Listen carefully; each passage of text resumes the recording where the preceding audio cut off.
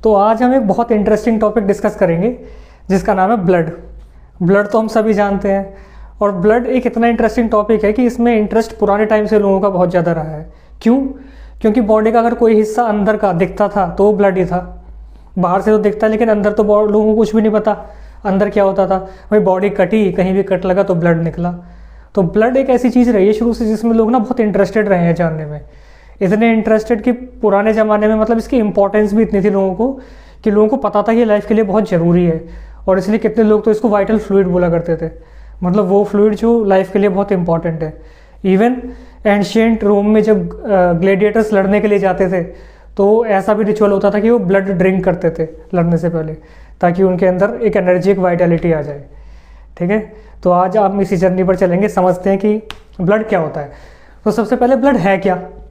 ठीक है, तो एक सिंपल सी चीज़ अगर हम देखें, हर किसी को दिखता है कि ब्लड फ्लो करता है। तो जो फ्लो करता है वो क्या है? वो फ्लूइड है। तो ब्लड एक लिक्विड है, सबसे पहली बात।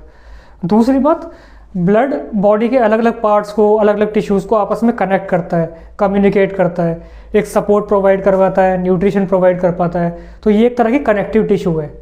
तो ब्लड क्या हुआ? एक तरह की लिक्विड कनेक्टिव टिश्यू है। ठीक है, अब लिक्विड की ना एक बहुत इंपॉर्टेंट प्रॉपर्टी होती है, उसे समझना बहुत ज़रूरी है यहाँ पे, जिसे बोलते हैं विस्कोसिटी। विस्कोसिटी क्या होता है? Viscosity is resistance to flow. मतलब किसी लिक्विड को फ्लो करने में कितनी डिफ़िकल्टी हो रही है, कितनी मुश्किल से वो फ्लो हो पा रहा है, वो उसकी विस्कोसिटी होती है।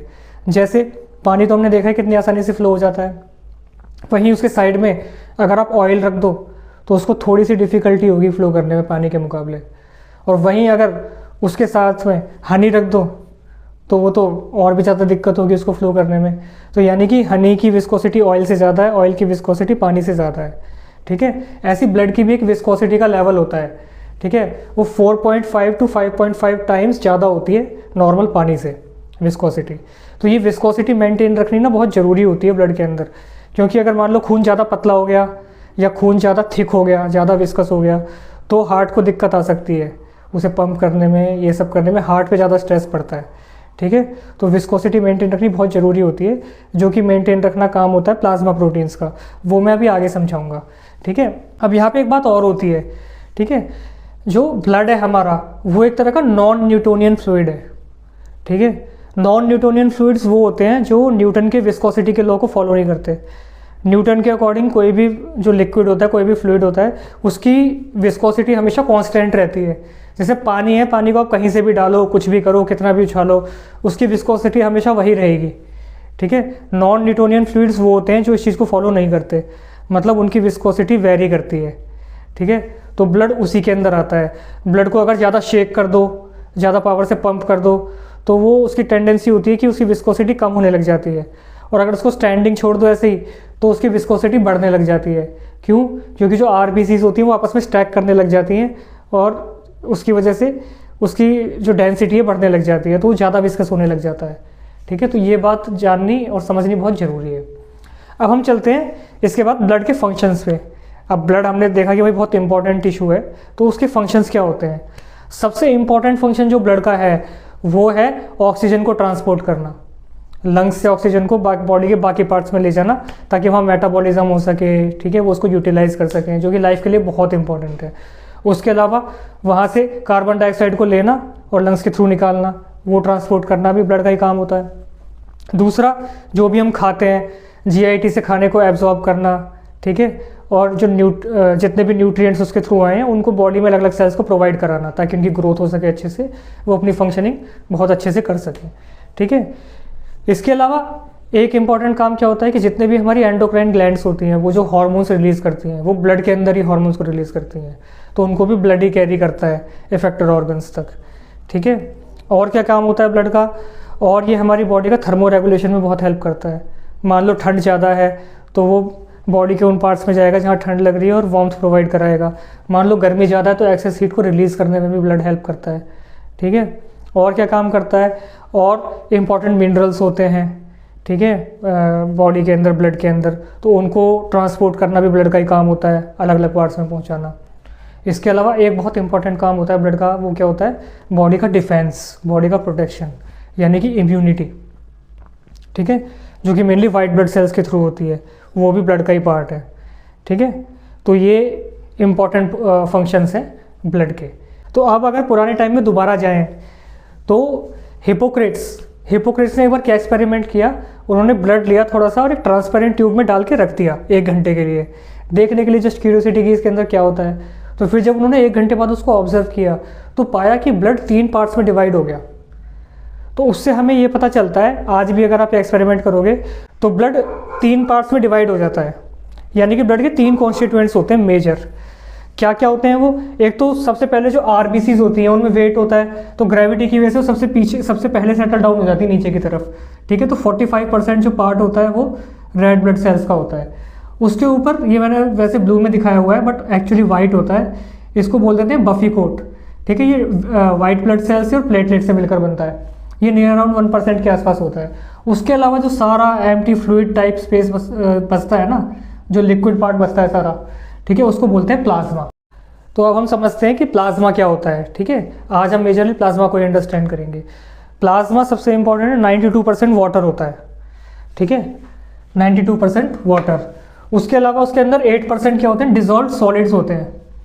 उस सॉलिड्स के अंदर क्या क्या होते हैं? एक तो कुछ इंपॉर्टेंट मिनरल्स जैसे sodium, chlorine, calcium, potassium, magnesium और भी कई, ठीक है। और होते हैं क्या, जैसे लिपिड्स हो गए, ग्लूकोज हो गए। और जो सबसे इंपॉर्टेंट कॉन्स्टिट्यूएंट्स होता है ना इसका, वो होता है प्रोटीन्स, जिनको हम बोलते हैं प्लाज्मा प्रोटीन्स। प्लाज्मा प्रोटीन्स के अंदर क्या आते हैं? एल्ब्यूमिन, ग्लोबुलिन और फिब्रिनोजेन। इसको ध्यान से देखना। सबसे मेजर पार्ट जो होता है वो एल्ब्यूमिन का होता है 60% ऑलमोस्ट, ग्लोबुलिन ऑलमोस्ट 36% होता है और फिब्रिनोजेन 4%। बाकी 1% से भी कम होते हैं कोई और प्रोटीन होता है तो। अब देखते हैं कि क्या फंक्शंस होते हैं इनके, ठीक है। एल्बुमिन का क्या फंक्शन होता है? सबसे मेजर फंक्शन होता है इसको विस्कोसिटी मेंटेन करना ब्लड की। जो मैंने आपको विस्कोसिटी समझाई थी ना, वो सबसे ज़्यादा एल्बुमिन का ही काम होता है, एक ब्लड को स्टिकीनेस प्रोवाइड करना, उसकी विस्कोसिटी को मेंटेन रखना। इसके अलावा जो दूसरा फंक्शन होता है एल्बुमिन का, वो होता है ऑस्मोलैरिटी। अब यहाँ पे ऑस्मोलैरिटी को थोड़ा सा समझते हैं, ये बहुत इंपॉर्टेंट है। ऑस्मोलैरिटी क्या है कि जैसे ब्लड है वेसल के अंदर, मान लो कैपिलरी है एक, उसके अंदर ब्लड है और उसके आसपास टिश्यूज़ हैं, वहाँ पे भी कोई फ्लूइड है। तो उस फ्लूइड और इस फ्लूइड यानी कि ब्लड के बीच में मिनरल्स का एक बैलेंस होना चाहिए, सॉल्यूट्स का एक बैलेंस होना चाहिए। अगर वो बैलेंस नहीं होगा, मान लो यहाँ सॉल्यूट ज़्यादा हो गए ब्लड में, ठीक है, तो क्या होगा? उधर से फ्लूइड इधर आ जाएगा ब्लड की तरफ, यानी कि ब्लड का वॉल्यूम बढ़ जाएगा। उससे क्या हो सकता है? ब्लड प्रेशर बढ़ सकता है और भी प्रॉब्लम हो सकती हैं। अब मान लो यहाँ सॉल्यूट्स कम हो जाएं, ठीक है, तो क्या होगा? यहाँ से जो फ्लूइड है वो टिश्यूज़ में चला जाएगा, यहाँ पे कम हो जाएगा, ब्लड प्रेशर लो हो सकता है, डाउन हो सकता है, तो एडिमा हो सकता है, सूजन आ सकती है, ठीक है। तो इसलिए ब्लड की ऑस्मोलैरिटी मेंटेन होनी बहुत ज़रूरी होती है और वो काम मेजरली एल्बुमिन का ही होता है, ठीक है। और क्या काम होते हैं एल्बुमिन के? वो ट्रांसपोर्ट करता है लिपिड्स को, हार्मोन्स को। जो प्रोटीन्स होते हैं ना, ज़्यादा चीज़ें जो ब्लड के अंदर ट्रांसपोर्ट होती हैं वो फ्री फॉर्म में कम होती हैं और इनके साथ बंध कर, इनसे बाइंड होकर ज़्यादा होती है ट्रांसपोर्ट। तो ऐसे हार्मोन्स भी इससे बाइंड होकर ट्रांसपोर्ट होता है। ऐसे कैल्शियम हो गया, कुछ और मिनरल्स होते हैं वो भी एल्बुमिन से बाइंड होकर ट्रांसपोर्ट होते हैं। एक फंक्शन होता है इसका बफर ये बहुत इंपॉर्टेंट है। अब ब्लड की एक प्रॉपर एक पीएच होती है, तो वो मेंटेन होनी बहुत ज़रूरी है, ठीक है। तो जो ये एल्बुमिन्स होते हैं ना, जो प्रोटीन्स होते हैं, ये बफर का काम करते हैं। बफर मतलब ये एम्फोटेरिक होते हैं, इस वर्ड को ध्यान से समझें, एम्फोटेरिक वो सब्सटेंसेस होते हैं जो एसिड की तरह भी रिएक्ट कर सकते हैं और बेस की तरह भी रिएक्ट कर सकते हैं, ठीक है। मान लो एसिडिटी बढ़ गई ब्लड की, तो ये बेस की तरह काम करने लग जाते हैं बैलेंस करने के लिए। मान लो एल्कलोसिस हो रहा है, ठीक है, तो ये फिर एसिड की तरह काम करने लग जाते हैं उसको मेंटेन रखने के लिए। तो प्रोटीन का ये भी बहुत इंपॉर्टेंट काम होता है, ठीक है। ये एक बफर सिस्टम होते हैं। अब अगले प्रोटीन पे चलते हैं, ग्लोबुलिन। इसको समझना बहुत ज़रूरी है। ये 3 टाइप के होते हैं, अल्फ़ा ग्लोबुलिन, बीटा ग्लोबुलिन और गामा ग्लोबुलिन, ठीक है। अल्फ़ा ग्लोबुलिन में कुछ एग्जांपल्स हैं, जैसे एक होता है सेरुलोप्लाज्मिन जो कि कॉपर को ट्रांसपोर्ट करता है, बहुत इंपॉर्टेंट है। एक होता है प्रोथ्रोम्बिन जो कि क्लॉटिंग में हेल्प करता है। और क्या काम होता है इनका?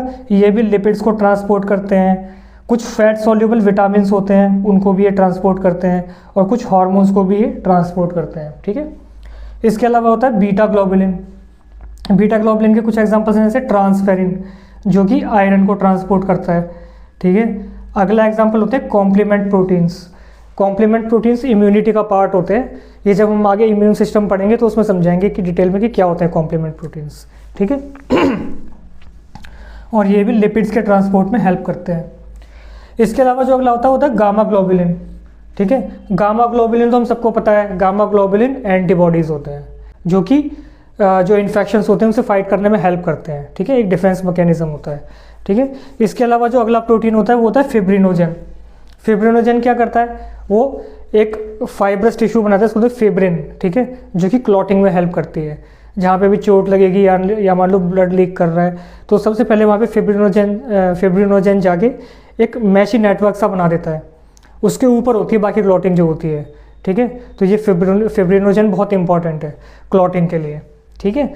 अब ना हम कुछ चीज़ें डिटेल में समझते हैं। जैसे मैंने अभी आपको बताया कि जो अल्फ़ा ग्लोबुलिन और बीटा ग्लोबुलिन जो होते हैं वो लिपिड यानी कि फैट्स को ट्रांसपोर्ट करते हैं। अब वो कैसे करते हैं ये समझते हैं, ये बहुत इंपॉर्टेंट टॉपिक है और ये आए दिन हम क्लिनिक में देखते हैं, तो इसको समझना हमारे लिए बहुत ज़रूरी है। तो अल्फ़ा ग्लोबुलिन जो होते हैं वो एक लिपोप्रोटीन बनाते हैं। लिपोप्रोटीन क्या होता है, एक पार्ट उसका लिपिड होता है, एक पार्ट उसका प्रोटीन होता है, ठीक है। तो प्रोटीन वाला पार्ट जो होता है वो अल्फ़ा ग्लोबुलिन होता है।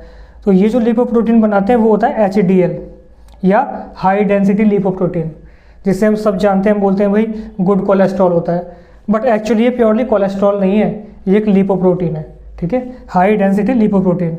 इसका क्या काम होता है, ये एक तरह के स्कैवेंजर का काम करता है हाई डेंसिटी लिपोप्रोटीन। मतलब जहाँ पर भी एक्सेस कोलेस्ट्रॉल होगा ना बॉडी के अंदर, या जहाँ पे भी वो यूज़ नहीं हो रहा या ब्लड में ऐसे ही फ्लो हो रहा है, उस सबको ये कलेक्ट करता है और कैरी करके लीवर तक ले जाता है, जहाँ पे ये डिसइंटीग्रेट हो जाता है। इसीलिए इसको गुड कोलेस्ट्रॉल बोला जाता है, क्योंकि ये फालतू की जो एक्सेस कोलेस्ट्रॉल होती है उसको रिमूव करता है ब्लड में से, ठीक है। और जो बीटा ग्लोबुलिन्स होते हैं वो LDL और VLDL बनाते हैं, यानी कि लो डेंसिटी लिपोप्रोटीन्स और वेरी लो डेंसिटी लिपोप्रोटीन्स, ठीक है। लो डेंसिटी लिपोप्रोटीन क्या करते हैं, ये कोलेस्ट्रॉल को ले जाते हैं बॉडी के डिफरेंट पार्ट्स में सप्लाई करते हैं जहाँ इनकी ज़रूरत होती है, ठीक है। और वेरी लो डेंसिटी लिपोप्रोटीन क्या करते हैं, वो कोलेस्ट्रॉल को प्लस ट्राइग्लिसराइड को ले जाते हैं, ठीक है। जो लो डेंसिटी लिपोप्रोटीन होता है उसके अंदर ट्राइग्लिसराइड नहीं होती, सिर्फ कोलेस्ट्रॉल होता है, इसलिए वो और भी ज़्यादा हार्मफुल माना जाता है, ठीक है। लेकिन ऐसा इसको सिर्फ बैड कोलेस्ट्रॉल बोल देना ये कोई अच्छी बात नहीं है, ठीक है। ये भी बॉडी के लिए बहुत असेंशियल चीज़ को सप्लाई कर रहा है जहाँ पे ज़रूरत है, बट हाँ ये ज़रूरी है कि वो एक रेंज में रहे, ठीक है, एक्सेस में नहीं होना चाहिए। तो ब्लड एक बहुत वास्ट टॉपिक है, तो आगे धीरे धीरे करके इसको कवर करेंगे, बाकी और इम्पॉर्टेंट चीज़ें भी। अगली वीडियो जो बनेगी वो रेड ब्लड सेल्स पे बनेगी, ठीक है। तो ऐसे ही डिफ़िकल्ट टॉपिक्स को ईजी वे में समझने के लिए मेरे चैनल को लाइक करें, शेयर करें, सब्सक्राइब करें। Thank you.